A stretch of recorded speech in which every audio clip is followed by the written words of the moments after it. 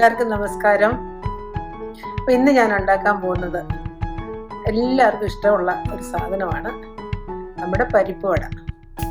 അപ്പോൾ പരിപ്പ് വട എങ്ങനെയാണ് ഉണ്ടാക്കുന്നതെന്നും അതിന് വേണ്ട സാധനങ്ങൾ എന്തൊക്കെയാണെന്ന് നമുക്ക് നോക്കാം. അതിനു മുമ്പ് ഒരു കാര്യം, എൻ്റെ ചാനൽ സബ്സ്ക്രൈബ് ചെയ്യാത്തവരുണ്ടെങ്കിൽ സബ്സ്ക്രൈബ് ചെയ്യണം, പിന്നെ കമൻസൊക്കെ അറിയിക്കണം, ലൈക്കും ഷെയറും ചെയ്യണം. അപ്പോൾ നമുക്ക് നോക്കാം നമ്മുടെ സാധനങ്ങൾ എന്തൊക്കെയാണ് ഇത് പരിപ്പ് വടയ്ക്ക് വേണ്ടത്.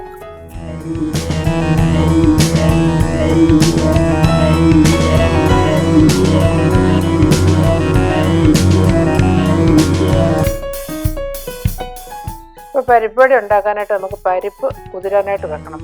അപ്പോൾ നമുക്കൊരു പാത്രത്തിൽ പരിപ്പിട്ടിട്ട് അതൊരു 3-4 പ്രാവശ്യം നന്നായിട്ട് കഴുകണം. കഴുകിയിട്ട് നകക്ക വെള്ളം ഒഴിച്ച് നമുക്കത് കുതിരാനായിട്ട് വെക്കണം. ഞാനിപ്പം ഇവിടെ കടലപ്പരിപ്പാണ് എടുത്തിരിക്കുന്നത്. നമുക്കിത് തുവരപ്പരിപ്പ് കൊണ്ടോ അല്ലെങ്കിൽ ഒരു വടപ്പരിപ്പ് കിട്ടും, പീസ് ദാൾ എന്ന് പറയും, അതും കൊണ്ട് ഉണ്ടാക്കാൻ പറ്റും. നന്നായി കഴുകിയ ശേഷം ഇതുപോലെ നകക്ക വെള്ളം ഒഴിച്ച് ഇനിയിപ്പോൾ ഇതൊരു 3-4 മണിക്കൂർ ഇരിക്കട്ടെ. 4 മണിക്കൂർ ഏറ്റവും കുറഞ്ഞത് വെക്കണം. ഇപ്പം 4 മണിക്കൂർ കഴിഞ്ഞു. നമുക്കിനി ഇത് വെള്ളം ഊറ്റി ഇതുപോലെ കുറച്ച് നേരം അവിടെ വെക്കാം. നന്നായിട്ട് വെള്ളം പോകണം. വെള്ളത്തോടുകൂടി അരച്ച് കഴിഞ്ഞ് കഴിഞ്ഞാൽ നമ്മൾ ഉദ്ദേശിക്കുന്ന ഒരു കൺസിസ്റ്റൻസി കിട്ടിയാൽ അപ്പോൾ പിന്നെ വട ഉരുട്ടിയെടുക്കാനായിട്ട് ബുദ്ധിമുട്ടാകും. ഇനി നമുക്ക് ചെറിയ ഉള്ളിയും മുളകും എല്ലാം കൂടെ കൂടി ഒന്ന് അരിഞ്ഞെടുക്കുകയോ അല്ലെങ്കിൽ അരച്ചെടുക്കുകയോ ഒക്കെ ചെയ്യാം. ഞാനിപ്പോൾ ചോപ്പറിലിട്ട് ചെറുതായിട്ട് അരിഞ്ഞെടുക്കുകയാണ്.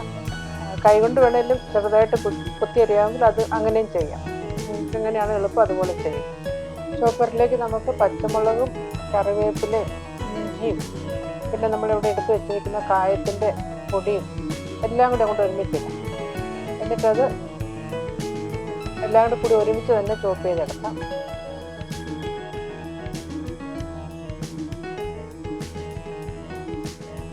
ഇതുപോലെ ഇത്രയും ഫൈനായിട്ട് ചോപ്പ് ചെയ്യണം. ഇത് കണ്ടോ, ഇത്രയും ഫൈനായിട്ട് ചോപ്പ് ചെയ്യണം. ഇതങ്ങോട്ട് മാറ്റി വെച്ചേച്ച് നമുക്കിനി പരിപ്പ് അരച്ചെടുക്കാം. അതുപോലെ മിക്സി നമ്മൾ ഡ്രൈ ഇൻഗ്രീഡിയൻസ് പൊടിക്കുന്ന ആ ജാറുണ്ടല്ലോ, ആ മീഡിയം സൈസ് ജാറ്, ചമ്മന്തിയുടെ ചെറിയ ജാറല്ല, ആ മീഡിയം സൈസ് ജാർ ഉപയോഗിക്കുകയാണെങ്കിൽ വളരെ നന്നായിട്ട് പരിപ്പ് വടയുടെ പാകത്തിന് നമുക്ക് അരച്ചെടുക്കാൻ പറ്റും. പരിപ്പ് ഒത്തിരി നന്നായിട്ട് അരയുണ്ട് കേട്ടോ. പരിപ്പ് വട കഴിക്കുമ്പോൾ ഇടയ്ക്കിടയ്ക്ക് ഇങ്ങനെ ഓരോ പരിപ്പ് കടിക്കാൻ ഭയങ്കര ടേസ്റ്റാണ്. അതുകൊണ്ടാണ് മുഴുവനും അരിഞ്ഞു പോരെന്ന് പറഞ്ഞത്. ഇനി അടുത്ത സ്റ്റെപ്പ്, നമ്മൾ അരിഞ്ഞു വെച്ചിരിക്കുന്ന ഉള്ളിയും മുളകും എല്ലാം ഈ പരിപ്പുമായിട്ട് നന്നായിട്ട് മിക്സ് ചെയ്യണം. ചെയ്ത് നന്നായിട്ട് കൈകൊണ്ട് വേണമെങ്കിലും കുഴച്ചെടുക്കാം.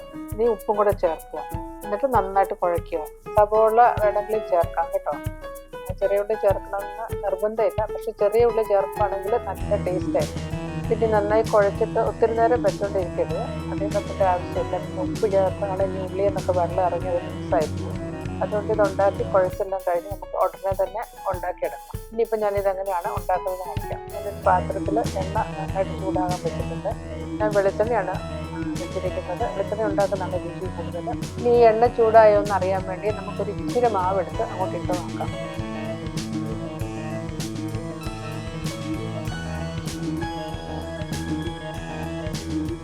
എണ്ണ നന്നായിട്ട് ചൂടായിട്ടുണ്ടെങ്കിൽ ആ ഇട്ട മാവ് ഇതുപോലെ പൊങ്ങി വരും. അപ്പം നമുക്ക് ഫ്ലെയിം മീഡിയത്തിലേക്ക് വയ്ക്കാം. കൈപ്പത്തി നന്നായിട്ട് നനച്ചിട്ട് ഒരു ഉരുളയെടുത്ത് ഇതുപോലെ കൈപ്പത്തിയിലേക്ക് വെച്ച് ജസ്റ്റ് ഒന്ന് അമർത്തി കൊടുക്കുക. ഇതുപോലെ വരും. കൈ എപ്പോഴും നനഞ്ഞിരിക്കണം, എന്നാലേ കയ്യിൽ ഒട്ടിപ്പിടിക്കാതിരിക്കുള്ളൂ. എന്നിട്ടിത് ചൂടായ എണ്ണയിലോട്ട് ഇട്ട് കൊടുക്കുമ്പോൾ സൂക്ഷിക്കണം, കൈ പൊള്ളിക്കരുത്. കൈ പൊള്ളാതിരിക്കാൻ നമുക്കൊരു സ്പൂണിൻ്റെ സഹായത്തോടെ പതുക്കെ എണ്ണയിലേക്ക് ഡ്രോപ്പ് ചെയ്ത് കൊടുക്കാം. വട ഇട്ട് കഴിയുമ്പോൾ എണ്ണയ്ക്കകത്ത് മുങ്ങിക്കിടക്കണം. അപ്പം അതിന് മാത്രമുള്ള എണ്ണ ഒഴിച്ചു കൊടുക്കണം. മുങ്ങിക്കിടന്നില്ലെങ്കിലും മേളിൽ ചിലപ്പോൾ ഇച്ചിരി വിട്ട് കയറാനായിട്ട് ചാൻസ് ഉണ്ട്. അതുകൊണ്ട് ശരിക്കും എണ്ണയ്ക്കകത്ത് മുങ്ങിക്കിടന്ന് വേണം വട ഫ്രൈ ചെയ്തെടുക്കാൻ. ഒരു വശം മൂത്ത് കഴിയുമ്പോൾ മറിച്ചിട്ട് മറ്റേ വശവും ശരിക്കും മൂപ്പിച്ചെടുക്കും. ഇത് ഞാൻ ഒന്നുകൂടെ കാണിച്ചു തരാം. പിന്നെ കൊയ്യുള്ളിലേക്ക് അല്പം വെള്ളം തടവി കൊടുത്തിട്ട് ഇതുപോലെ ഉരുളകളെടുത്ത് കൈപ്പത്തിയിൽ വെച്ച് മറ്റേ കൈപ്പത്തി കൊണ്ട് അമർത്തുക. അപ്പം നല്ല പരിപ്പുടൻ്റെ ഷേപ്പിൽ വന്നു. ഇത് പതുക്കെ എണ്ണയിലേക്ക് ഇട്ട് കൊടുക്കണം. ഇത്രയേ ഉള്ളൂ ചെയ്യാനായിട്ട്. മൂത്ത് കഴിയുമ്പോഴത്തേക്ക് കോരി ഇടാൻ വേണ്ടി നമുക്കിതുപോലെ ഒരു പേപ്പർ ടവൽ തയ്യാറാക്കി നേരത്തെ വെച്ചേക്കണം. പിന്നെ ഇത് മീഡിയം ഫ്ലെയിമിൽ തന്നെ ഇത് മൂത്ത് വരണം, അല്ലെങ്കിൽ പുറം വേഗമാകുകയും അകം വേഗാതിരിക്കുകയും ചെയ്യും. അതുകൊണ്ട് ഫ്ലെയിം മീഡിയത്തിൽ തന്നെ ഇട്ട് പതുക്കെ ഇതുപോലെ ഡാർക്ക് ബ്രൗൺ ആകുന്നിടം വരെ മൂപ്പിച്ചെടുത്തിട്ട് നമുക്ക് കോരി ആ പേപ്പർ ടവലിലേക്ക് ഇടാം.